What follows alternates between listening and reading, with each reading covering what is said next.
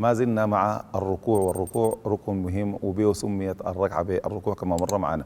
إذا من أدرك الركوع أدرك الصلاة وأدرك الركعة زي ما قال النبي الكريم عليه الصلاة والسلام. طيب لما يأتي المصلي ليصلي وغالبا المسبوق وجاء وجد الإمام في الركوع بيكبر قائما عشان دي تكبيرة الإحرام، ومر معانا الكلام قبل كده، وتاني عنده تكبيرة حقة الانتقال ليكبر في الركوع. يلا دي بعض الأخطاء اللي بيخطأ بعض الناس، إنه بيجي يكبر تكبيرة واحدة وطوال ينزل للركوع. طبعا تكبيرته دي لو كبر قائم دي خلاص تكبيرة الإحرام، لكن بنكون فوتنا ونحن ما دارين نفوت حاجة في الصلاة يا إخواننا.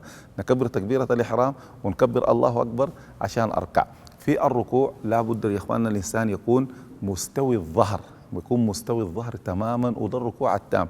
والحقيقة الفقهاء قالوا أي انحناء للظهر مع وضع اليدين على الركبتين ده أجزاء، لكن احنا ما دايرين المجزي، احنا دايرين التمام ودايرين الكمال ودايرين كما رأيتموني أصلي، زي ما قال لنا الرسول الكريم عليه الصلاة والسلام.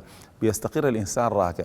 ويلا برضو من الأخطاء الكبيرة جدا، والصلاة ذاتها يمكن تكون ما مقبولة لما الواحد يركع ويقوم دون أن يطمئن راكعا. ودي والله شفناها كثير يا إخواننا، واحد يركع وما يطمئن في الركوع، وقام من الركوع سمع الله لمن حمده وبرضه ما اطمئن في القيام، ولا اطمئن في الركوع ولما بقى للقيام برضه ما اطمئن. والطمأنينة برضه بنجي إن شاء الله تعالى للكلام عن الجلوس بين السجدتين. إذا يركع حتى يطمئن راكعا. يطمئن يعني شنو؟ راكعا ويطمئن قائما ويطمئن ساجدا ويطمئن جالسا. الطمأنينة يا اخواننا لو دارين نفتش لها كلمة دارجية سهلة نقول الاستقرار. ركع استقر راكع، قام استقر قايم، سجد استقر ساجد، وجلس استقر جالس. الاستقرار على الهيئة هذه هي الطمأنينة التي أرادها النبي الكريم عليه الصلاة والسلام. طيب قمنا من الركوع سمع الله لمن حمده ربنا ولك الحمد.